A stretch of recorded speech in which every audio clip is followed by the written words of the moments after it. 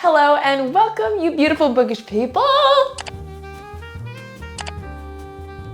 Today is a very special day, and I say that almost every video, but it really is a special day because it's my favorite time of the month. We get to talk about all of the fantasy books that I read in April. Now, before I get into it, if you're new here, hello, my name is Brooke, and I like to read fantasy books. Also, I'm gonna do a shameless plug real quick. I have an Etsy store with bookish merch, and I know if you're like me, you're always looking for anything bookish. So I solved that problem and made an Etsy store called Fireheart Studios Co. Yes, that Fireheart. And I'm going to be working on a couple different new items here soon, so be sure to check my Etsy regularly for the new drops that I'm doing. Also check my other social media because I will be updating, sharing when I have posted different things. Now, let's get into reading. Now, I read 6 books in the month of April, which actually I'm so proud of myself for doing that because me and my husband moved to a new apartment. So we've been very busy unpacking, trying to get into a routine, getting used to the new place, getting used to our surroundings and all of that, and also like working on some personal things in the process. So it's just been a lot this month. And there were definitely a couple times throughout the month where I literally, I didn't read for like 5 days, which is crazy. And it was honestly because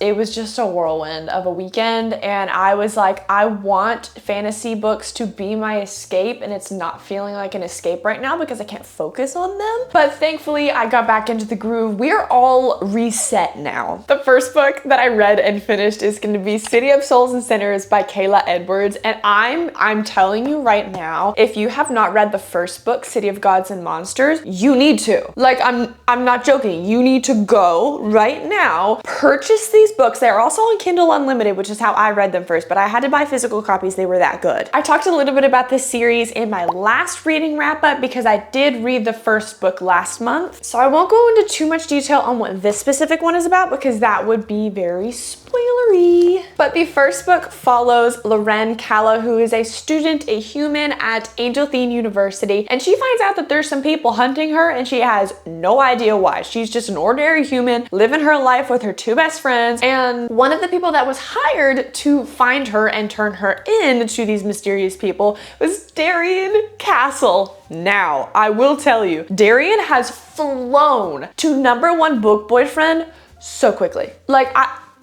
It's crazy. So he finds Loren, and then instead of deciding to turn her in, he decides to be her bodyguard. And then we're together figure out what's going on, what these people want, what they're doing, all this like secret society stuff. And Loren gets to kind of be put into Darian's life, meets his friends and family. Oh, the found family in this is just so good. It's urban fantasy, definitely one that you have to pay attention. Like, I did not fully start grasping things until 100 pages in because there was a lot to handle. But honestly, those kinds of books to me are the best because you have the foundation. You have everything you need to know. Now you can move on into the story, moving forward, understanding what's going on with that foundation. So don't let that deter you. And the 4th book is coming out in July. I have applied to be an ARC reader. I really freaking hope I get it because the cliffhanger on the next one. Okay, I'm getting ahead of myself. Let's pause real quick and keep going with what I read this month. Oh, I gave it 5 stars. If you didn't get that from what I just said, I gave it 5 stars.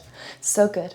So good. Now this next book that I read, ooh, yeah, this one is very controversial, I'm finding out, and I think I'm in the minority. Honestly, I don't know. I read Fearless by Lauren Roberts, which is the finale to the Powerless trilogy, and I gave this one 2 stars, and the only reason I gave it 2 stars was because I love Kai so much. The first book is about Peyton Gray, who is an ordinary or somebody who doesn't have magical powers living in a society where people with magical powers are the only ones that are accepted, are loved, they have everything to do with society, they control the society, that kind of thing. And she is trying to blend in and pose as somebody with powers called an elite to survive. But she is selected to compete in these trials. And at the end of the trials, she basically gets money, fame, like she's set for life sort of thing. And during this process, she trains / competes with Kai Azar, who is the main character in this. And they have a little love story. And okay, the first book,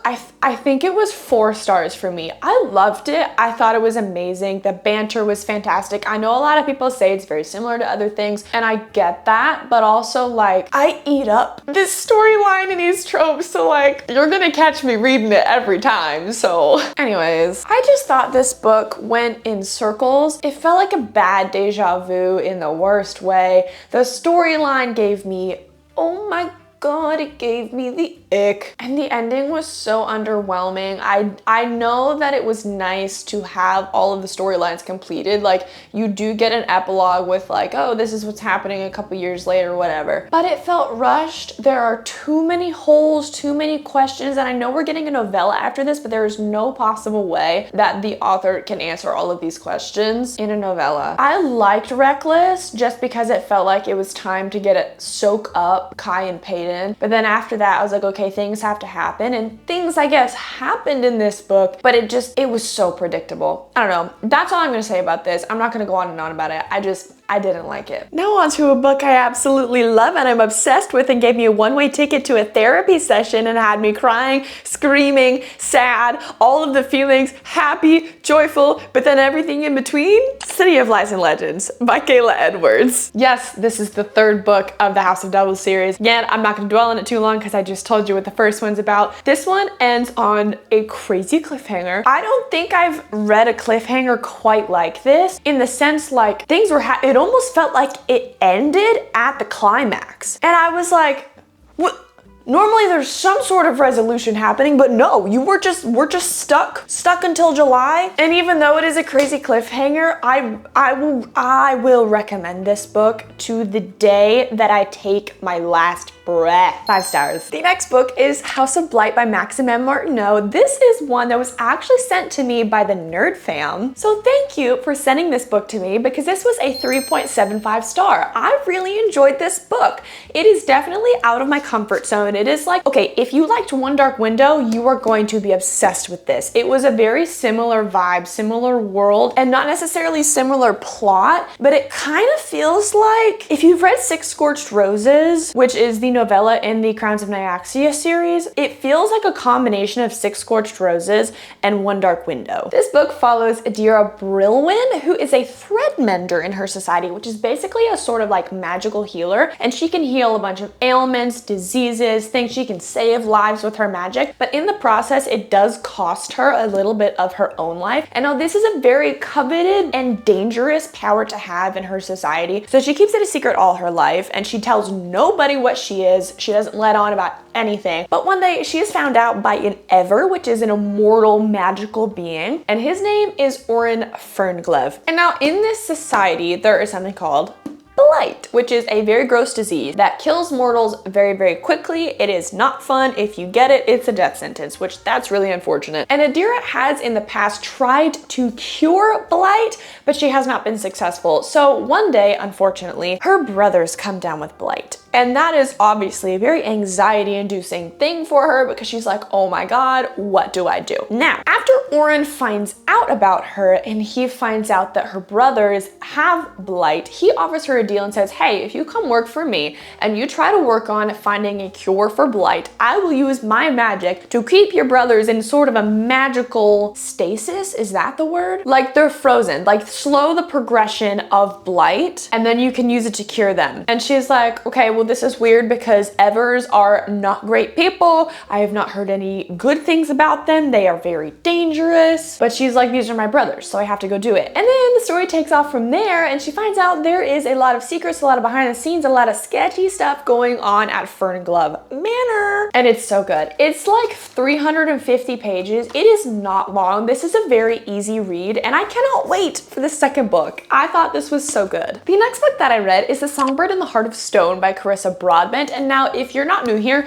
you know I'm obsessed with Carissa Broadbent. I love Daughter of No Worlds. It is one of my top tier all-time favorite series. And I have enjoyed Serpent in the Wings of Night and The Ashes and the Star-Cursed King. And this book, The Songbird and the Heart of Stone, is the next book in the series called The Crowns of Nyaxia. And I gave this book 3 stars, which I was not expecting to do that because I love Carissa so much. But I feel like here in this instance, it was a little weird because the character, I'm not gonna tell you a lot about, I'm just gonna give you vague details because it's kind of a spoiler for the second book in The Crowns of Nyaxia. But the main character that this is about, it's not about Rain and Oriah, who are the main characters in the first book. But this character, I love her so much. I feel like she's a more realistic FMC in the sense that like she's not necessarily like the big bad like assassin type. Like she's just like, she knows how to fight, but she's also just a very gentle spirit, very positive, very uplifting, very happy-go-lucky, just bubbly kind of person. And this book, I loved getting to see her progression of not necessarily losing her naivety, but also like showing people the strength in choosing to be happy, even though things in your past that have happened are gruesome, you're going through something gruesome, whatever it is, that it can be a choice for you to be happy, to say, I acknowledge all of these things and I'm still going to choose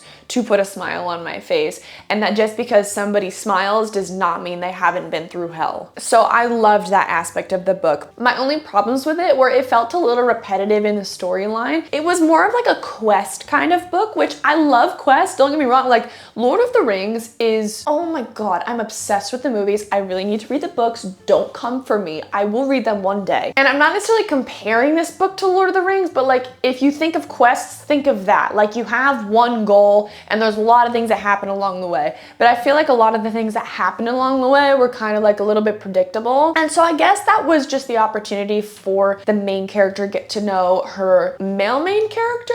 And the problem that I have with him is I feel like he wasn't like super believable. Like he was said to have all these rumors about him. He's the heart of stone. He is very ruthless, very dangerous, and he tries to come across as like the pissy type, but he just doesn't. Like we're given those rumors and we're given what people think about him, but we only see like the softer parts of him, which I mean is fine. Like don't get me wrong, I love a morally gray MMC. I think with how this book ended, because this one does end on a major cliffhanger, I think in the next book we're definitely gonna get more of that like ruthless side of him, which I'm waiting for. But the writing was not lacking. I love her writing style. I just think the plot, it felt a little bit like a filler, and I hate that I'm saying that, but I will be continuing the series. Now, I didn't even think I was gonna be able to include this book in this month's wrap up, but I read this in like 2 sittings, and by 2 sittings, I mean like, I didn't sit down for very long to read this. It probably took me just a couple hours. I read Harry Potter!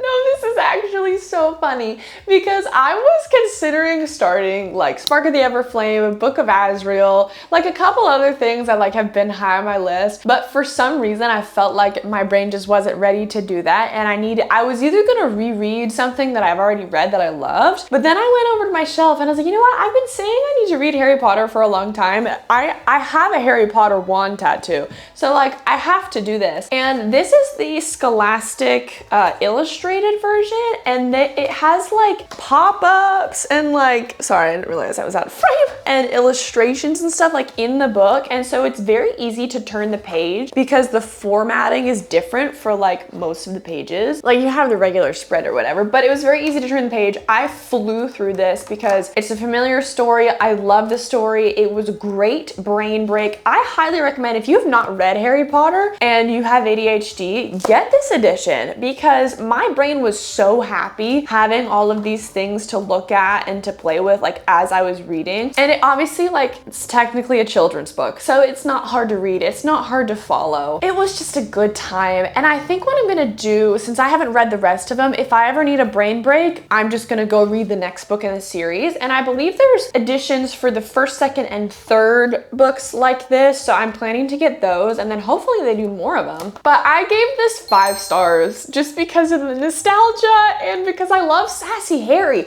I knew there was gonna be some differences between the movie and the book, but I did not expect how sassy Harry was gonna be. Also, I noticed that Ron and Harry were so nasty to Hermione. I was like, girl, why are you trying to be friends with him? Like, it was that level. I was like, I mean, I'm so glad you are, but also like, what? What?